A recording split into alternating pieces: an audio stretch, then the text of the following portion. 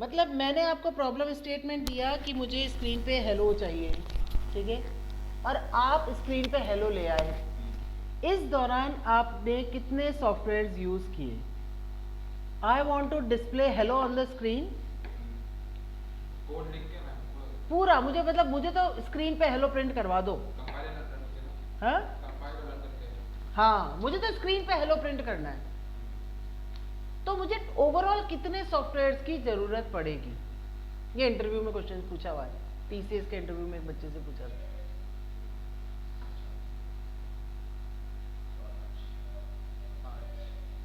5? कौन कौन से? पहले तो कोड सारा पूरा कोड लिखेंगे, उसके बाद उसको कंपाइल करेंगे, उसके बाद उसको एग्जीक्यूट पे देखेंगे और पहले देखेंगे एरर शो हो रहा है नहीं हो रहा है। एरर शो हो रहा है तो एरर रिमूव करेंगे, रिप्लेस करेंगे, तो उसका रन कर देंगे उसको। तो टोटल मतलब आपका कोड बन जाएगा मैक्स टू मैक्स 3-4 लाइन में। 4 लाइन के बाद आप एग्जीक्यूशन और रन को अब एक वो मान लो। तो सी कैसे पढ़ेगी? सी कैसे पढ़ेगी?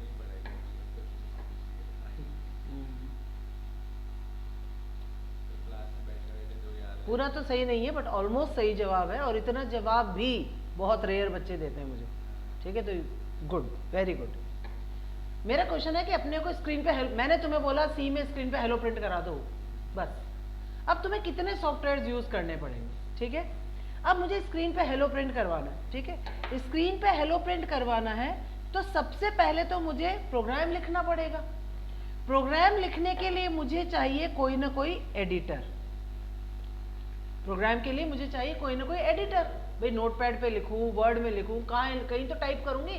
तो सबसे पहले मुझे एडिटर चाहिए जहां पे मैं अपना प्रोग्राम लिखूंगी, ठीक है। अब एडिटर में मैंने अपना प्रोग्राम लिखा,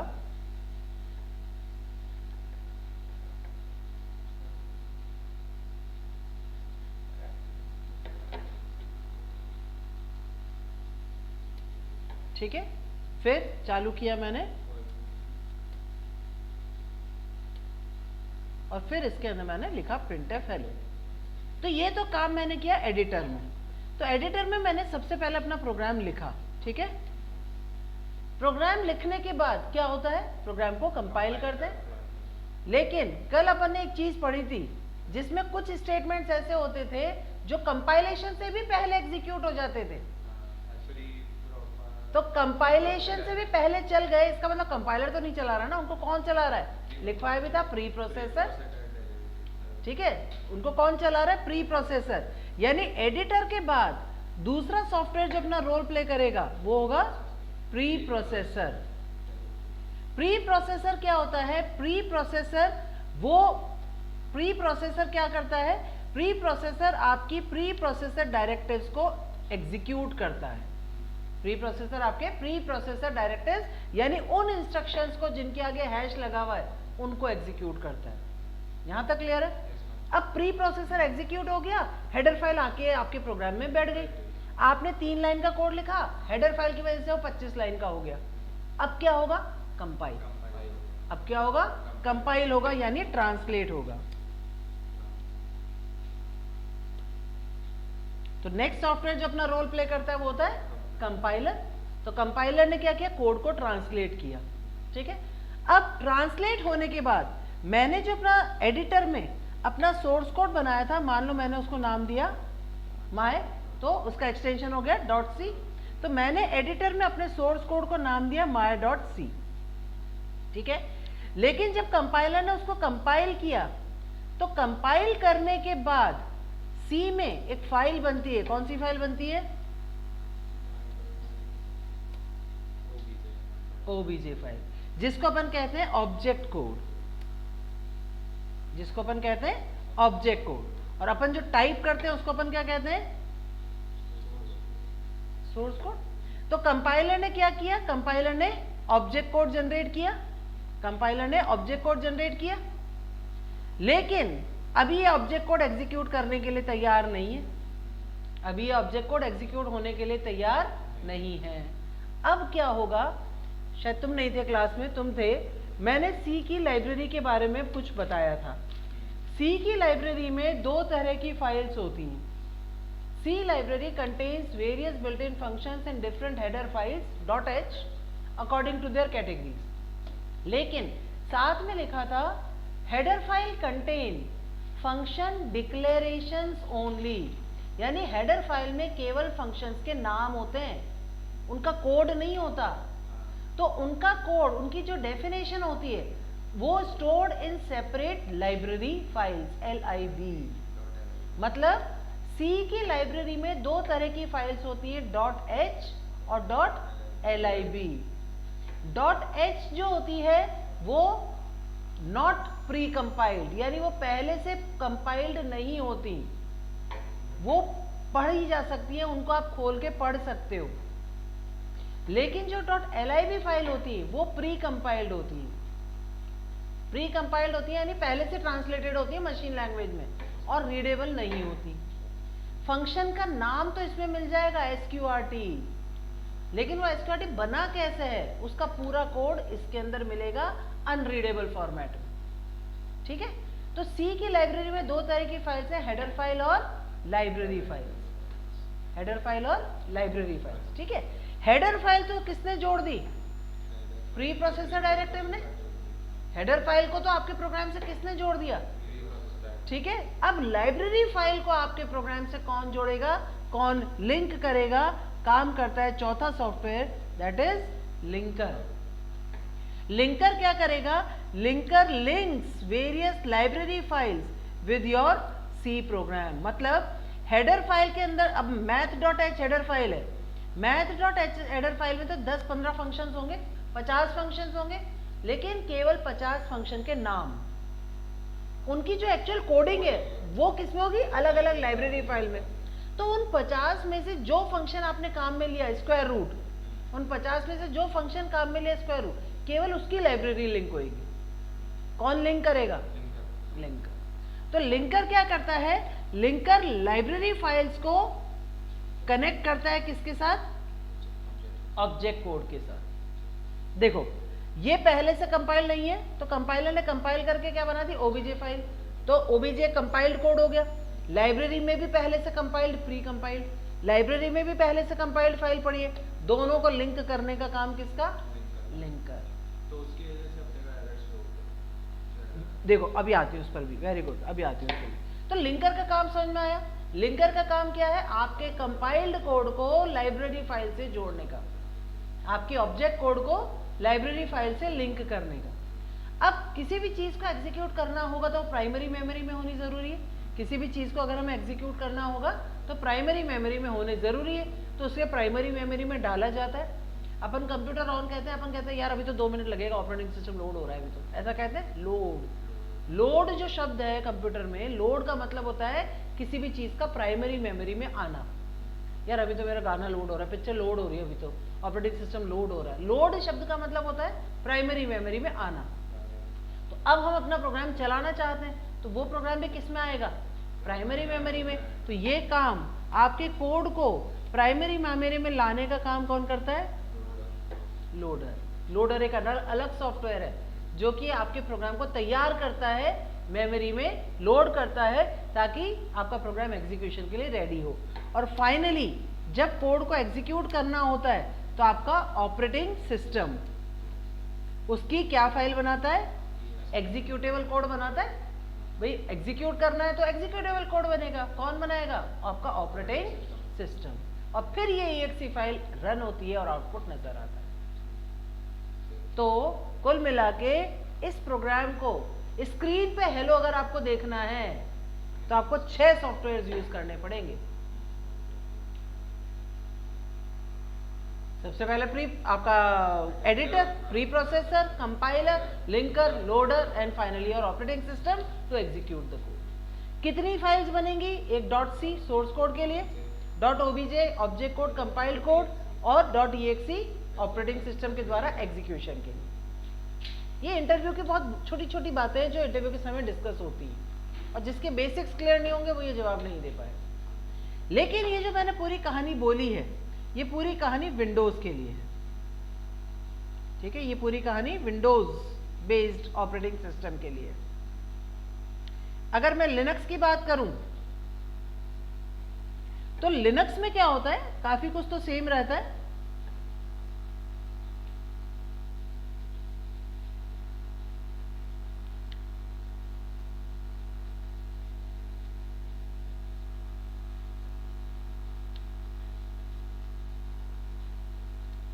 ठीक है। लिनक्स में एडिटर तो चाहिए ही होगा, कोई सा भी जी एडिट यूज कर लो या अपना ये विम यूज कर लो, वी आई एडिटर यूज कर लो, तो लिनक्स के अपने एडिटर्स होते हैं। तो लिनक्स के अपने एडिटर में टाइप किए कोड को, फिर आप क्या करोगे, प्री प्रोसेसर उसमें भी वर्क करेगा, प्री प्रोसेसर।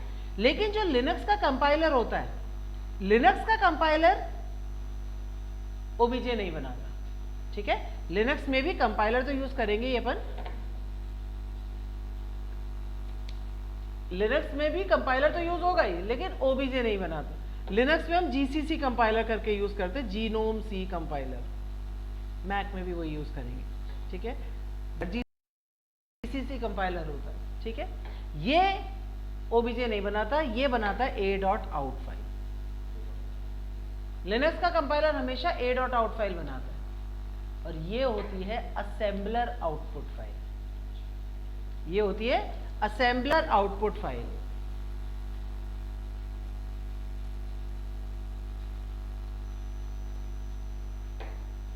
डॉट नहीं, असेंबलर आउटपुट, ठीक है, नाम तो उसका a.output ही है। तो ये होती है आपकी असेंबलर आउटपुट। यानी लिनक्स में क्या होता है, लिनक्स में आपका जो कंपाइलर है वो ओबीजे नहीं बनाता, वो सीधा क्या बनाता है, असेंबलर आउटपुट फाइल, यानी a.out। यानी लिनक्स में अब क्या होगा, लिनक्स में इसके आगे लिंकर लोडर वर्क नहीं करते। लिनक्स में ये जो आपने असेंबलर आउटपुट फाइल बनाई है, ये जाती है आपके इनबिल्ट असेंबलर को,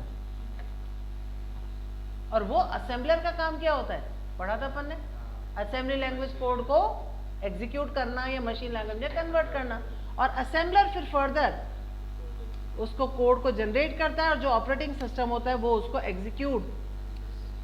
EXE फाइल नहीं बनती लिनक्स में, आपका ऑपरेटिंग सिस्टम यानी लिनक्स उस कोड को एग्जीक्यूट करके सीधा आउटपुट शो करता है, ठीक है। तो इसमें लिनक्स में EXE नहीं जनरेट होगी, ठीक है। और असेंबलर के साथ ही लिंकर लोडर वगैरह वर्क करते हैं,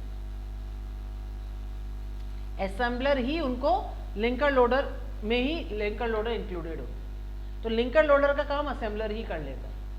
और फिर EXE जनरेट नहीं होती, लिनक्स उसको डायरेक्ट एग्जीक्यूट करके आउटपुट शो करता है, क्योंकि असेंबलर वैसे ही मशीन कोड बना देगा, तो EXE बनाने की जरूरत ही नहीं है, ठीक है। तो ये बहुत इंपॉर्टेंट है, ये बहुत बेसिक है कि सी का प्रोग्राम चलता कैसे, क्या होता है सी के प्रोग्राम में।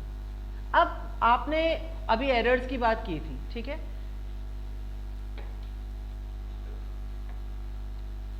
ठीक है, बहुत बेसिक, बहुत फंडामेंटल चीज है। प्रोग्राम में एरर्स तो आएंगी, ठीक है। अब प्रोग्राम में एरर्स कई तरह की आती हैं। सिंटैक्स, सिंटैक्स का मतलब क्या होता है, लिखने का तरीका, लिखने का तरीका। तो अगर आपका लिखने का तरीका ही गलत है तो आपका कोड कंपाइल ही नहीं होगा, आपका कोड कंपाइल ही नहीं होगा, तो ये आपकी कहलाती है कंपाइलेशन एरर।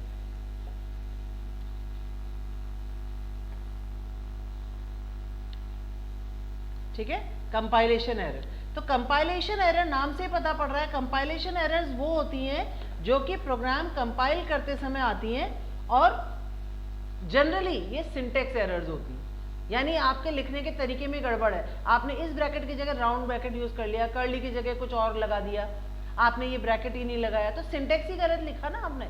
वेरिएबल इंट आई करके बनाना चाहिए, लेकिन आपने आई इंट लिख दिया, तो आपका सिंटैक्स ही गलत है ना, लिखने का तरीका ही गलत है। तो ये वाली एरर्स क्या कहलाएंगी, कंपाइलेशन एरर। क्लियर है, कंपाइलेशन एरर। फिर दूसरी आती है आपकी, अब आपको मैंने दो नंबर्स का एवरेज निकालने का प्रोग्राम बोला, दो नंबर्स का एवरेज निकालने का प्रोग्राम बनाना है, और आपने लिखा a multiplied by b divided by 2, चलेगा क्या, सही आएगा? सिंटैक्स बिल्कुल सही लिखा है, लेकिन आपका तो लॉजिक ही गलत है, आपने तो लॉजिक ही गलत लगाया एवरेज का, तो ये आपकी क्या कहलाएंगी, लॉजिकल एरर। भैया आपको एडिशन, आपका लॉजिक ही गलत है ना, ये तो सिंटैक्स तो सही है, तो कंपाइलेशन एरर तो नहीं आ रही है, बट फिर भी आउटपुट सही नहीं आ रहा, तो ये क्या कहलाएंगी, लॉजिकल एरर। ठीक है, लॉजिकल एरर। उसके बाद आती है आपकी semantic error. Semantic error generally type से रिलेटेड होती है, जैसे कई बार क्या होता है, आप इंटीजर वैल्यू में फ्लोट वैल्यू जोड़ने की कोशिश, जोड़ने से तो कुछ नहीं होगा, जैसे फ्लोट वैल्यू को आप डबल में डालने की कोशिश करो, या डबल वैल्यू को फ्लोट वेरिएबल में डालने की कोशिश करो, या सिंगल कोट्स में 9 है उसको ऐड करने की कोशिश करो, है तो कैरेक्टर बट उसको ऐड, तो डेटा टाइप से रिलेटेड जो एरर्स होती है वो सिमेंटिक एरर्स होती है। डेटा टाइप से जो रिलेटेड एरर्स होती है वो सिमेंटिक एरर्स होती है। फिर आती है आपकी लिंकर एरर्स, नाम से ही पता पड़ रहा है। अगर आपका कोड तो सही कंपाइल हो गया लेकिन फिर भी रन ही नहीं हो रहा, तो कहीं ना कहीं आपका कोड तो सही कंपाइल हो गया बट वो लिंक नहीं कर पा रहा, तो इसका मतलब आपकी सी सही से इंस्टॉल्ड नहीं है, उसको लाइब्रेरी नहीं मिल पा रही उस चीज़ की, तो वो सिस्टम की एरर है, तो आपको सी को दोबारा इंस्टॉल करना पड़ेगा, तो वो लिंकर एरर है। एरर मैसेज जो आता है ना, उस एरर मैसेज में लिखा आता है कि वो लिंकर एरर है कि क्या है, तो अगर उसमें लिंकर एरर लिखा हुआ आ रहा है इसका मतलब लिंकर की प्रॉब्लम है, और लिंकर अपने को पता ही है अपने हाथ का ही नहीं है, अपना काम तो कंपाइलर तक का था। ठीक है, तो ये कुछ बेसिक एरर्स होती है वो अपने को पता होनी चाहिए।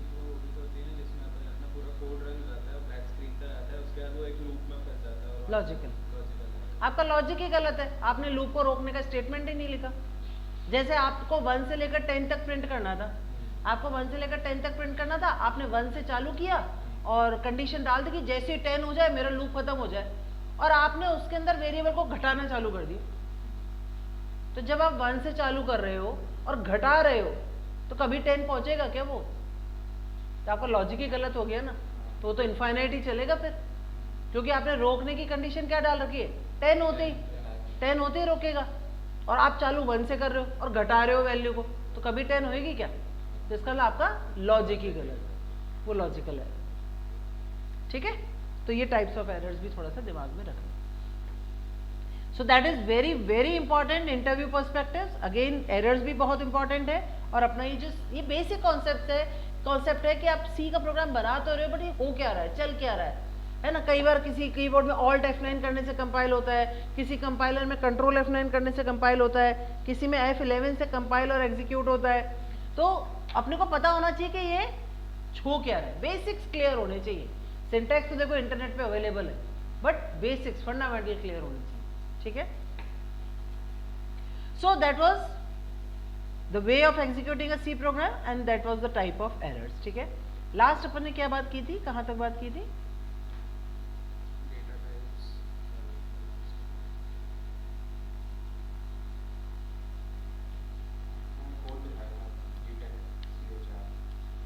गेट ch,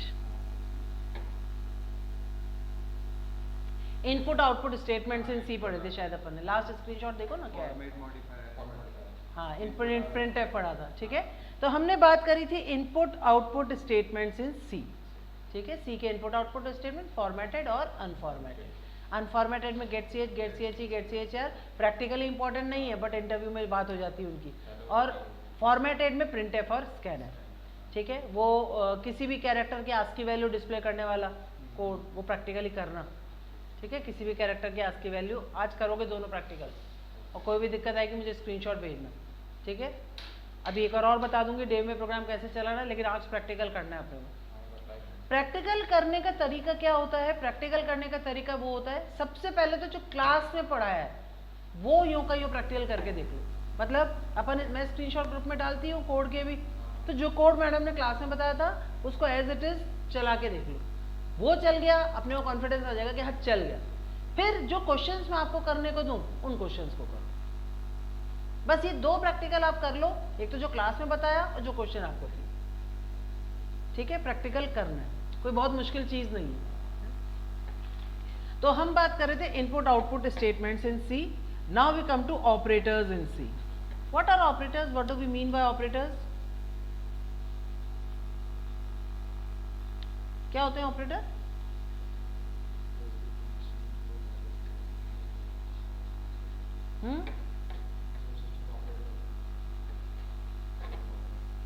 कोई एग्जाम्पल बताओ।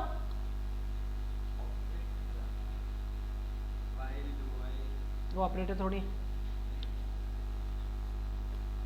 What are operators? जैसे मैंने लिखा तो इसमें प्लस क्या है? ऑपरेटर। ठीक है, मैंने लिखा,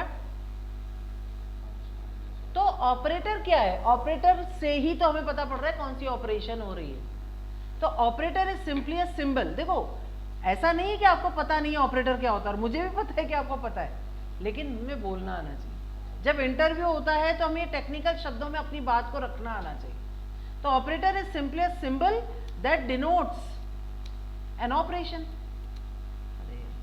that denotes an operation. Operator से हमें ये पता पड़ता है कि कौन सी ऑपरेशन हो रही है, एडिशन हो रही है, सब्ट्रैक्शन हो रही है, मल्टीप्लिकेशन हो रही है। तो ऑपरेटर क्या है? It's a symbol that denotes an operation, ठीक है। और ये 2 और 3 क्या कहलाएंगे? ऑपरेंड्स, ठीक है। Denotes an operation between operands. ये 2 और 3 तो कहलाएंगे ऑपरेंड्स, और प्लस क्या कहलाएगा? ऑपरेटर, ठीक है। तो ऑपरेंड का मतलब जिनके बीच में ऑपरेशन हो रही होती है। ऑपरेंड वेरिएबल भी हो सकता है, ऑपरेंड कांस्टेंट भी हो सकता है। तो operator is a symbol that denotes an operation between operands, ठीक है। तो अब अपन बात करेंगे सी में हम कौन कौन से ऑपरेटर्स यूज करेंगे। सी में जो भी ऑपरेटर्स हैं वही जावा में है, वही दूसरी और लैंग्वेजेस में है। तो ये ऑपरेटर्स दुनिया के किसी भी लैंग्वेज पर अप्लाई होते हैं, ठीक है। 90% आपको आते ही हैं। तो थोड़ा सा अपन अरिथमेटिक ऑपरेटर्स में एडिशन, सब्ट्रैक्शन, मल्टीप्लिकेशन, डिवीजन और मॉड्यूलस।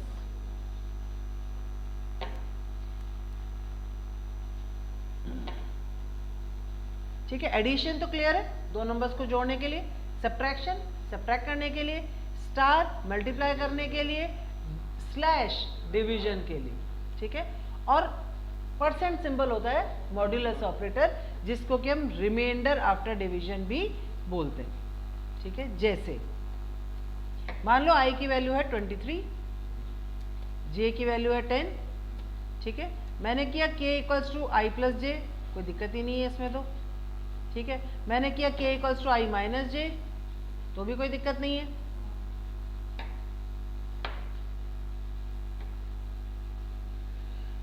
मैंने किया k equals to i divided by j, ठीक है। तो k अगर इंटीजर है तो k में कितनी वैल्यू आ जाएगी? 2। इंटीजर है तो 2 आएगी। और मॉड्यूलस ऑपरेटर आपको क्या देता है? Remainder after division. तो 23 को 10 से डिवाइड करोगे तो कितना रिमाइंडर बचेगा? रिमाइंडर 3, ठीक है। तो इसमें क्या मिलेगा? 3, और इसमें क्या मिलेगा? 2, ठीक है। तो मॉड्यूलस ऑपरेटर अपने को क्या देता है? Remainder after division. Basic clear है। मॉड्यूलस ऑपरेटर जनरली जो डिविजिबिलिटी वाले क्वेश्चंस होते हैं, जहां पर अपने को ये चेक करना है ये इससे डिवाइड होता है या नहीं होता, ऐसे क्वेश्चंस में हमेशा मॉड्यूलस ऑपरेटर काम में आएगा। भाई मैंने बोला आपको कि 7 3 से डिवाइड होता है क्या? क्यों? क्योंकि आपने जब उसको डिवाइड किया तो रिमाइंडर बच रहा है। अगर रिमाइंडर बच रहा है तो इसका मतलब डिवाइड नहीं हो रहा है, और अगर रिमाइंडर 0 आता है इसका मतलब डिवाइड होता है। तो डिविजिबिलिटी वाले जितने भी क्वेश्चंस होंगे सब में मॉड्यूलस ऑपरेटर काम में आएगा, ठीक है। क्लियर है? ठीक है। तो अब आप एक क्वेश्चन लिखो,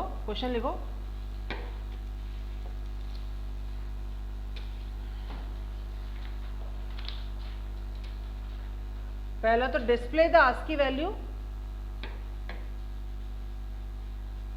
display the ASCII value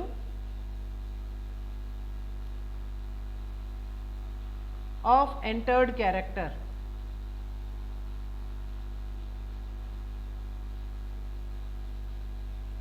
display the ASCII value of an entered character, ठीक है।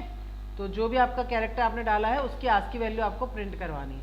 क्वेश्चन क्लियर है ना? वाला तो display the ASCII value of the entered character. Take entry of a number, दूसरा लिखो, take entry of a number,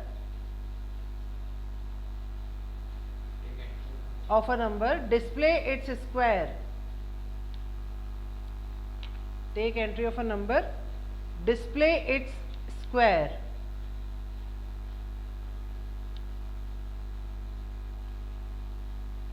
take entry of a number, display its square, ठीक है। नंबर की एंट्री लेके उस second find the average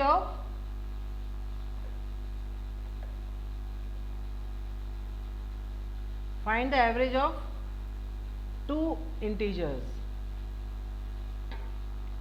find the average of 2 integers, ठीक है। Next लिखो,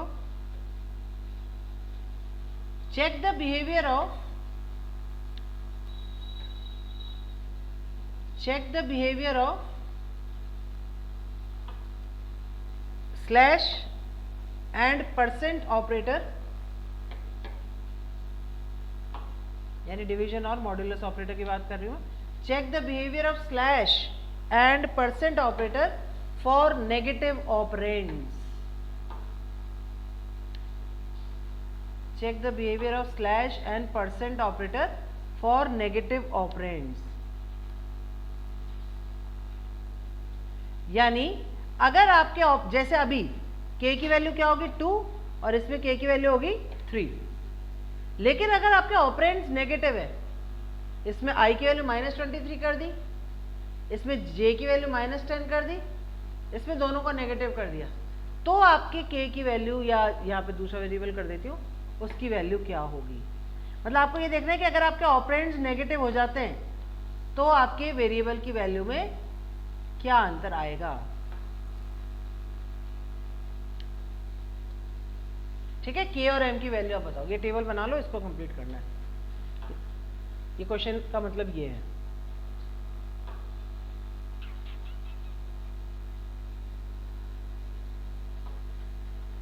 नीचे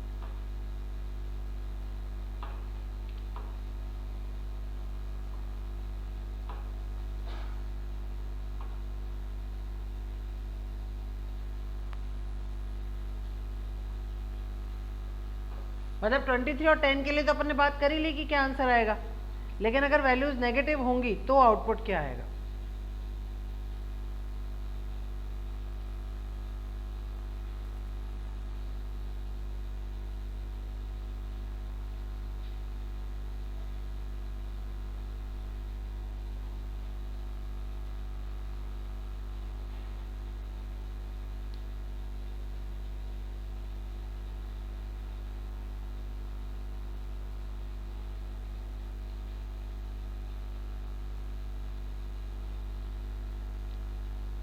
ठीक है, तो अरिथमेटिक ऑपरेटर्स क्लियर है. ठीक है, अच्छा मुझे ये जो सेकंड वाला क्वेश्चन है, find the average of two integers, ये वाला क्वेश्चन लिख सकते हो, मतलब इसका प्रोग्राम बना सकते हो, कॉपी में लिख दो एक बार. आपके हिसाब से क्या प्रोग्राम होगा इसका, एवरेज ऑफ टू इंटीजर्स का, एवरेज ऑफ टू इंटीजर्स, ये अपना क्वेश्चन है.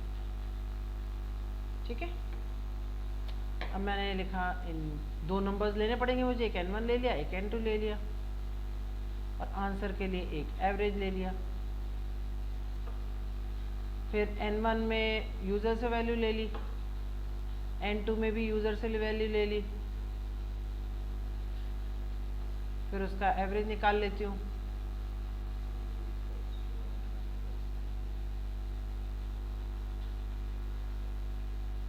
फिर उसको प्रिंट करा लेती हूँ.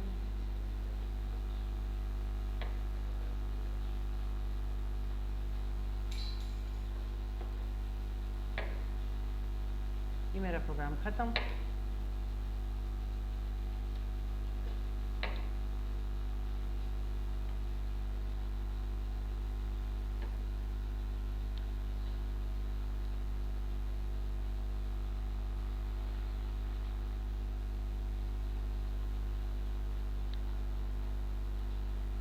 ऐसे ही बनेगा कुछ प्रोग्राम, 2 नंबर का एवरेज निकालने का, सही आ जाएगा आउटपुट.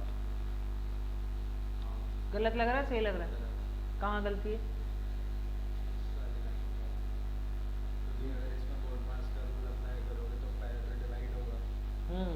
Very good. तो पहली गलती तो यहीं पे पकड़ लिया आपने, तो इसका मतलब मुझे यहाँ पर ब्रैकेट लगाना पड़ेगा.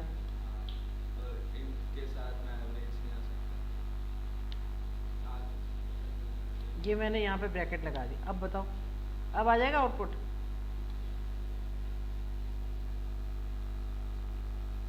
चलो बना के आना, वो तो लिखे, वो ऊपर मान के चलेंगे भाई लिखना है. ठीक है, तो ये प्रोग्राम कल बना के लाना, हिंट मैंने आपको दे दिया है. ठीक है, अब इसका बता रहा मुझे आंसर सही आता है कि गलत. ठीक है, कल इसका प्रोग्राम बना के लाना.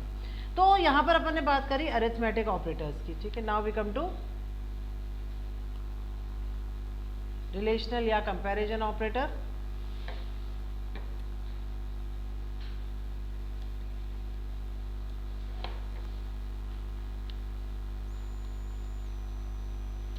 रिलेशनल या कंपैरिजन ऑपरेटर। रिलेशनल या कंपैरिजन में आता है आपका greater than, less than, greater than equals to, less than equals to, not equals to, ठीक है, किन्हीं भी वेरिएबल्स को कंपेयर करने के लिए। और इसी का एक भाई है इक्वालिटी कंपैरिजन, जो कि दो वेरिएबल्स को इक्वालिटी के लिए कंपेयर करने के काम में आएगा, डबल इक्वल्स टू। यानी अगर अपने को चेक करना हो कि क्या ए बी से बड़ा है तो हम लिखेंगे if A greater than B. क्या ए बी के बराबर नहीं है तो if A not equals to B. क्या ए बी के बराबर है, ये तो बराबर नहीं है। और ऐसी क्या ए बी के बराबर है तो if A double equals to, ठीक है। हालांकि ये इफ एल्स जब अपन पढ़ेंगे तब और इनको यूज कर लेंगे, ठीक है। तो ये आपके क्या कहलाता है, रिलेशनल या कंपैरिजन ऑपरेटर्स। क्लियर है, सेल्फ एक्सप्लेनेटरी, ये तो क्लियर है। फिर आते हैं आपके assignment operator. Assignment operator basically किसी भी वेरिएबल में वैल्यू डालने के काम में आता है। असाइन करना मतलब वैल्यू डालना, ठीक है। तो आपने असाइनमेंट ऑपरेटर होता है आपका इक्वल सिंबल, तो आपने किया i इक्वल्स टू 5। तो इसका मतलब क्या हुआ, राइट हैंड साइड पर लिखी हुई वैल्यू लेफ्ट हैंड साइड पर लिखे हुए वेरिएबल को असाइन की जा रही। वेरिएबल क्या होता है, मेमोरी की जगह, तो 5 कहाँ चला गया, उस मेमोरी की जगह में। तो that is simply assignment operator. Assignment operator में सिंपली बस इतनी सी बात है कि ये स्टेटमेंट मैथमेटिकली तो सही हो सकते हैं,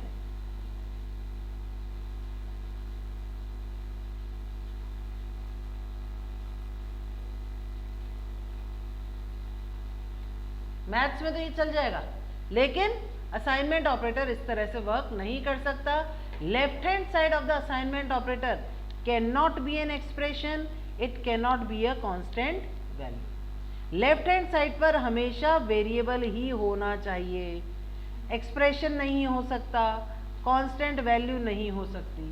तो left hand side of the assignment operator has to be a variable, it can not be a expression, it can not be a constant value, ठीक है। तो ये आपका असाइनमेंट ऑपरेटर। फिर आते हैं आपके लॉजिकल ऑपरेटर।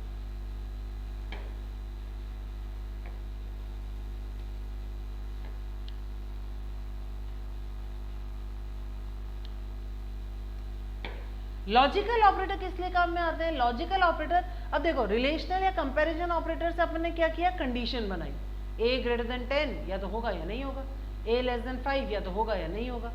तो रिलेशनल या कंपैरिजन ऑपरेटर से हमने कंडीशन बनाई, लॉजिकल ऑपरेटर से हम क्या करेंगे, उन कंडीशंस को कंबाइन करेंगे। अब मुझे कहना है कि अगर a और b दोनों की वैल्यू ग्रेटर देन 10 है तो स्क्रीन पे हेलो प्रिंट हो जाए। तो मैंने दो कंडीशंस बोली ना, a भी ग्रेटर देन 10 होना चाहिए, b भी ग्रेटर, दो कंडीशंस हो गई। या मैं कह रही हूं अगर वैल्यू, अगर उस नंबर की वैल्यू 10 से बड़ी हो और 50 से छोटी हो तो हेलो प्रिंट हो जाए, यानी a greater than 10 and a less then 50, दो कंडीशंस हो गई। तो इस तरह से जब मल्टीपल कंडीशंस कंबाइन करनी हो तो उसके लिए हम क्या यूज करेंगे, logical operator. Logical operator basically अपने पास तीन होते हैं, एंड, और नॉट, ये तीन लॉजिकल ऑपरेटर्स हो, एंड, और, and, not. And operator, and operator हो गया जब हम चाहते हैं कि दोनों ही कंडीशंस हमारी ट्रू हो, ये भी हो और ये भी हो।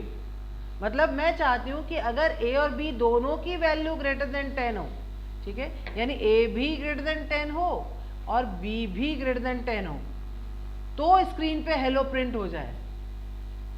यानी मैं दोनों कंडीशंस को ट्रू करना चाह रही हूं।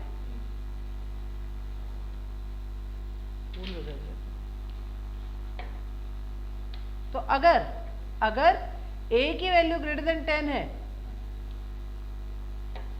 b की भी ग्रेटर देन 10 है, यानी मैं दोनों कंडीशंस को ट्रू करना चाह रही हूं, तो मैं क्या यूज करूंगी, एंड।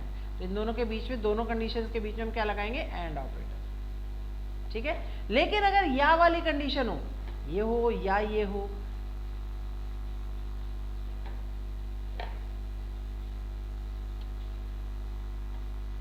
अब मैं कह रही हूं या तो देखो a ग्रेटर देन 10 हो जाए या b ग्रेटर देन 10 हो जाए, तो स्क्रीन पे हेलो प्रिंट हो। इसका मतलब क्या कि दोनों में से अगर एक भी ग्रेटर देन 10 होगा तो स्क्रीन पर हेलो प्रिंट हो जाएगा। मतलब ठीक है, ये पाइप सिंबल ये वाला होता है। अब देखो इसका मतलब क्या, इसका मतलब है कि अगर दोनों ही कंडीशंस ग्रेटर देन 10 हैं तो हेलो प्रिंट होगा। तो अब बताओ कि अगर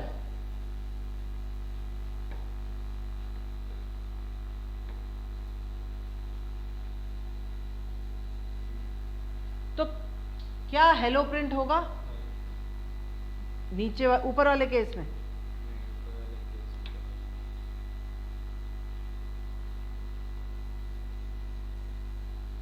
अब बताओ ये वैल्यूज हैं तो हेलो या बाय में से कुछ प्रिंट होगा क्या? पहले देखो हेलो प्रिंट होगा क्या? हेलो क्या कह रहा है, दोनों ही कंडीशन ट्रू होनी चाहिए। ठीक है, दोनों ही कंडीशन ट्रू होंगी तो हेलो प्रिंट हो जाएगा। तो ए ग्रेटर देन 10 है लेकिन तो इसका मतलब हेलो प्रिंट नहीं होगा। ये हो गई या वाली कंडीशन, ये हो या ये हो, दोनों में से एक भी हो गया तो हेलो बाय प्रिंट हो जाएगा। तो ए ग्रेटर देन 10 तो है तो इसका मतलब बाय प्रिंट हो जाएगा, यानी आउटपुट में अपने को यहां पर बाय मिल जाएगा। ठीक है, वहीं अगर ए की वैल्यू होती 23 और बी की वैल्यू होती 12 तो बताओ क्या प्रिंट होता, आउटपुट में क्या मिलता अपने को? तो फिर हमें हेलो भी मिलता और बाय भी मिलता। ठीक है, तो that way we can use logical operator and and और नॉट उल्टा। जैसे मैंने कहा ए ग्रेटर देन 10 है, या मैं यूं भी तो कह सकती हूँ ए लेस देन 10 नहीं है। मैं कह रही हूँ ए ग्रेटर देन 10 है तो ही हेलो प्रिंट हो। ये भी तो कह सकते हो अगर ए लेस देन 10 नहीं है तो हेलो प्रिंट हो। तो ये जो नहीं है वाली कंडीशन वो नॉट। ठीक है, जैसे यानी कंडीशन का उल्टा, अगर a ग्रेटर देन 10 तो हम हेलो प्रिंट कर रहे हैं या हाई प्रिंट कर रहे हैं। ठीक है, इस बात को हम ऐसे भी तो लिख सकते थे, if not a less than 10, अगर a लेस देन 10 नहीं है तो बाय प्रिंट। तो दोनों एक ही बात, दोनों एक ही बात नहीं क्या? ठीक है, तो बताओ जरा a की वैल्यू 10 होगी तो हाई प्रिंट होगा क्या? हाई तो प्रिंट नहीं होगा। लेकिन a की वैल्यू 10 है तो बाय प्रिंट होगा क्या? सोचो सोचो, a less than 10, a less than 10 false, लेकिन नॉट लगने से क्या हो गया? a less than 10 false true, sorry a less than 10 false but not लगने से क्या हो गया? तो बाय प्रिंट होगा ना। यानी a इक्वल टू 10 अगर है तो बाय तो प्रिंट हो रहा है लेकिन हाई प्रिंट नहीं हो रहा, मतलब दोनों एग्जैक्टली सेम नहीं है। भाई आपने a ग्रेटर देन 10 बोला तो उसका उल्टे में इक्वल आना चाहिए ना। तो ये सेम तब होंगे जब हम लिखेंगे if not a less than equals to 10। तो इसमें फिर बाय कैसे प्रिंट हो गया? नॉट लेस देन तो 10 भी होगा। हाँ, तो इसमें एक जगह तो इक्वल टू को डालो, यहां पर डालो या वहां डालो। ठीक है, तो that way we can use logical operator and और एंड नॉट। यानी अगर अपन सिंपल से एक टेबल की बात करें, कंडीशन 1 है अपने पास, कंडीशन 2 है, एंड है और है। कंडीशन अगर ट्रू है, कंडीशन 2 अगर ट्रू है तो एंड अपने को ट्रू देगा और भी ट्रू देगा। कंडीशन 1 ट्रू है, कंडीशन 2 फॉल्स है तो एंड अपने को फॉल्स देगा और अपने को ट्रू देगा। ठीक है,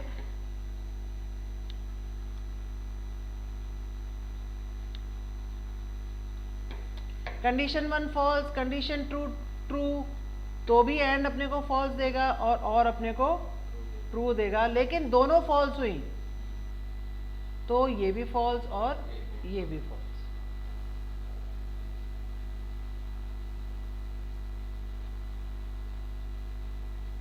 ठीक है, ये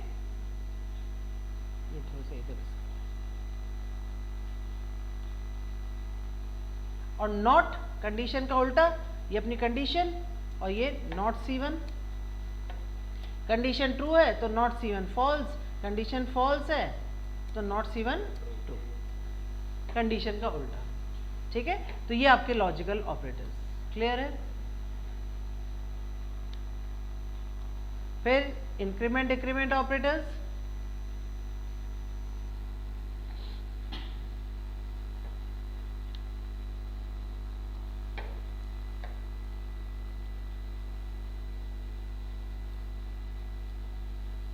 increment operator is plus plus, decrement operator is minus minus. Increment operator या decrement operator is used to change the value of variable by 1।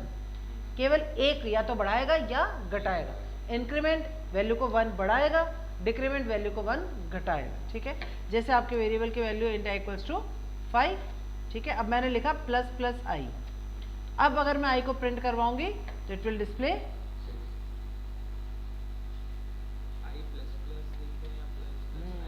मेरा अगला सवाल वही तो था। ठीक है, तो अभी क्या प्रिंट कर देगा वो 6। और इसी की जगह अगर अपन डिक्रीमेंट ऑपरेटर यूज करते माइनस माइनस आई तो कितना प्रिंट कर देता 4। ठीक है, तो इंक्रीमेंट ऑपरेटर वेरिएबल की वैल्यू को 1 बढ़ाता है और डिक्रीमेंट ऑपरेटर वेरिएबल की वैल्यू को 1 घटाता है।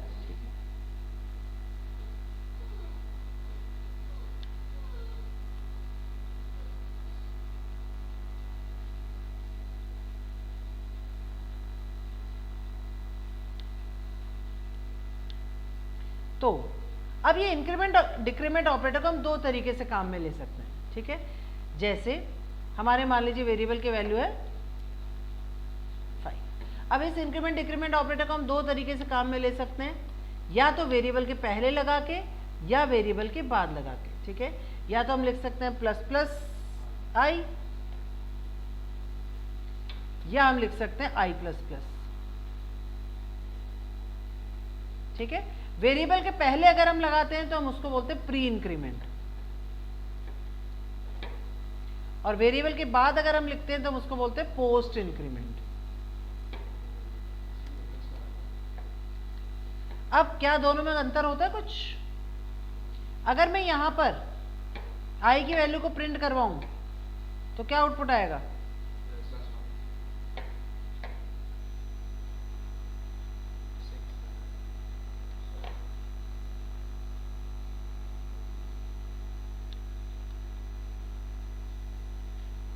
दोनों ही केस में अगर मैं आई की वैल्यू को प्रिंट कर रहा हूं तो क्या प्रिंट करेगा? यहां कितना प्रिंट करेगा? यहां 6 प्रिंट करेगा, और यहां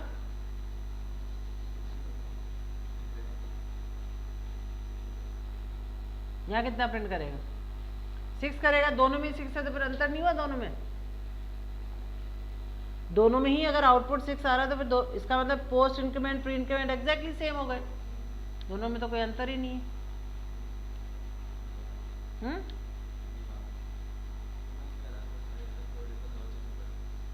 वैसे दोनों में आउटपुट 6 ही आएगा। You are 100% right. ठीक है, दोनों में आउटपुट 6 ही आएगा। तो क्या दोनों में कोई फर्क नहीं है?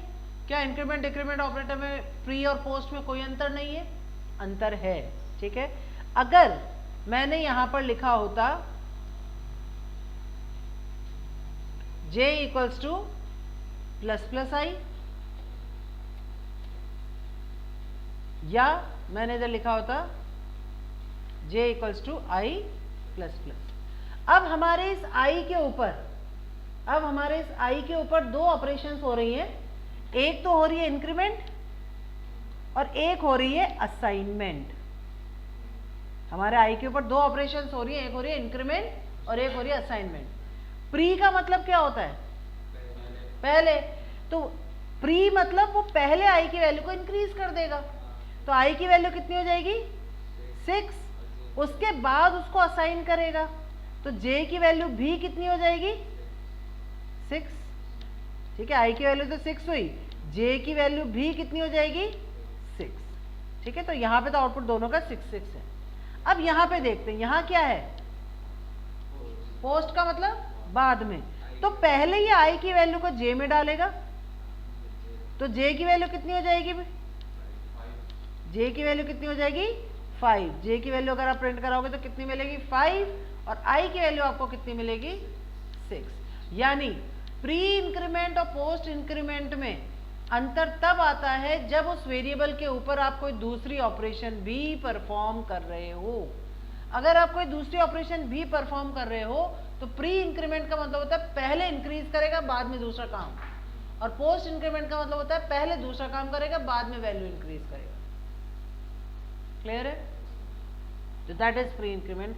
अगर वेरिएबल के ऊपर कोई दूसरी ऑपरेशन लग ही नहीं रही तो फर्क नहीं पड़ता कि प्री है कि पोस्ट, तो दोनों ही केस में आउटपुट क्या आ रहा था 6। ठीक है, जैसे इसका एक छोटा सा और बात करते हैं।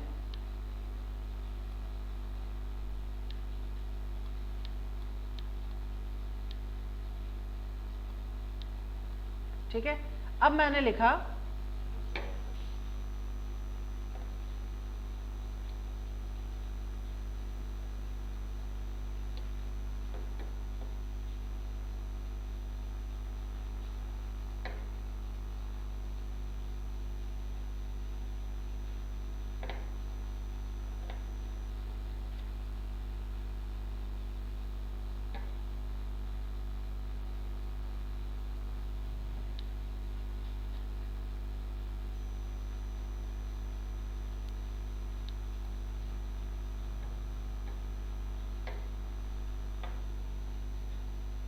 अच्छा, अब सबसे पहले तो ये बताओ यहां पर ए प्रिंट होगा क्या?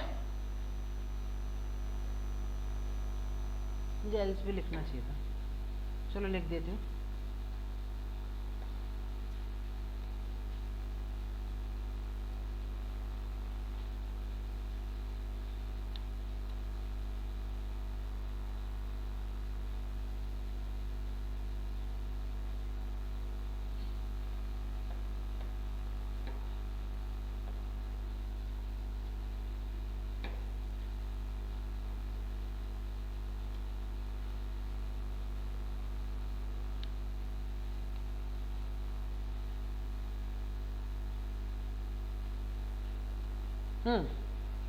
बताओ यहां पे क्या प्रिंट होगा आपके हिसाब से? आई की वैल्यू 5 है। पहले ये वाले का आंसर दो मुझे।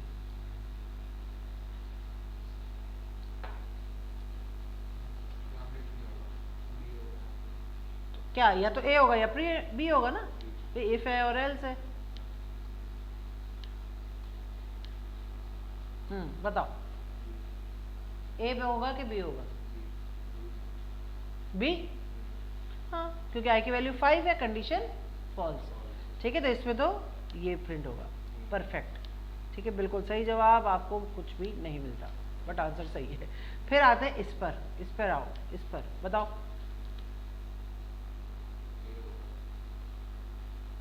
और इस पर? अरे सॉरी, हाँ नहीं, मैंने गलती कर दी ना।